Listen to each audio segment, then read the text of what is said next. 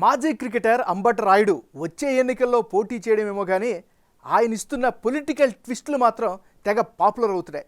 క్రికెట్కు good bye చెప్పి political innings ప్రారంభించిన రాయుడు వైసీపీ చేరగానే రిటైర్డ్ హార్డ్ ప్రకటించి బయటకు వచ్చేశారు. అలా అక్కడ ఇన్నింగ్స్ ముగించినప్పుడు తన రాజకీయ భవిష్యత్తుపై త్వరలో ప్రకటిస్తారని ట్వీట్ చేశారు.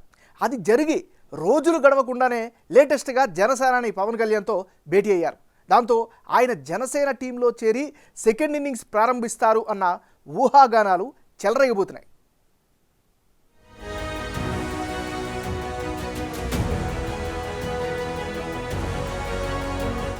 మాజీ క్రికెటర్ అంబటి రాయుడు వైసీపీలో చేరిన 10 రోజుల్లోపే ఆ పార్టీకి గుడ్ బై చెప్పి ట్విస్ట్ ఇచ్చారు. గత నెలాఖరులో తాడేపల్లి క్యాంపు కార్యాలయంలో రాయుడికి వైసీపీ కండువా కప్పిన సీఎం జగన్ పార్టీలోకి ఆహ్వానించారు. గుంటూరు జిల్లా పొన్నూరుకు చెందిన అంబటి రాయుడు కొంతకాలంగా పాలిటిక్స్ మీద ఇంట్రెస్ట్ చూపిస్తున్నారు. కాపు సామాజిక వర్గానికి చెందిన అంబటి రాయుడిని పార్టీలో చేర్చుకోవడం లాభిస్తుందని వైసీపీ కూడా భావించింది.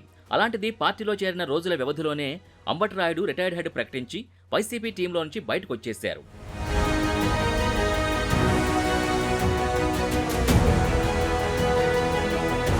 గతేడాది ప్రారంభంలో IPL franchise Chennai Super Kings నుంచి తప్పుకున్న రాయుడు వివిధ సందర్భాల్లో జగన్ పాలనని ఆకాశానికి ఎత్తేస్తూ వచ్చారు.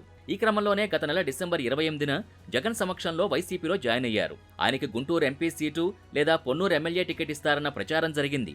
అంతలోనే ఏమైందో ఏమో కానీ కొన్నాళ్ల పాటు రాజకీయాలకు దూరంగా ఉండాలని నిర్ణయించుకుంటున్నట్టు పేర్కొంటూ ట్వీట్ పెట్టి వైసీపీకి రిజైన్ చేసేశారు.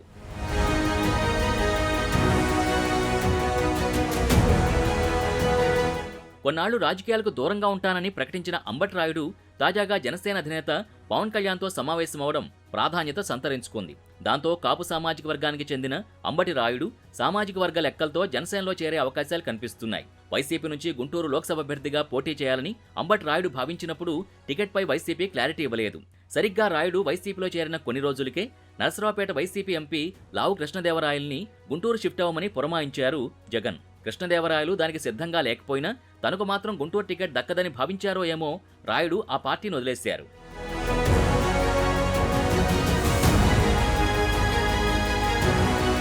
ఇక తాజాగా జనసేన అధినేత పవన్ కళ్యాణ్తో భేటీ కావడంతో అంబటి రాయుడు జనసేన తీర్థం పుచ్చుకోవడానికి ప్రిపేర్ అయినట్టు కనిపిస్తోంది. మరి జనసేనలో చేరితే ఎక్కడి నుంచి పోటీ చేస్తారనేది ఆసక్తికరంగా మారింది. తన సొంత నియోజకవర్గమైన పొన్నూరు అసెంబ్లీ స్థానం నుంచి ఆయన జనసేన టికెట్పై పోటీ చేసే అవకాశమే లేదు. పొన్నూరు టీడీపీ మాజీ MLA senior leader Dhulipala Narendra నియోజకవర్గం. ఆయన్ని కాదని ఆ సెగ్మెంట్ సర్దుబాటులో జనసేన ఖాతాలోకి రావడం అసాధ్యమే. ఇక అంబటి రాయుడు ఆసక్తిగా ఉన్న మరో స్థానం గుంటూరు లోక్సభ నియోజకవర్గం. అక్కడ sitting TDP MP Galla Jayadev వచ్చే ఎన్నికల్లో పోటీ చేయనంటున్నారు.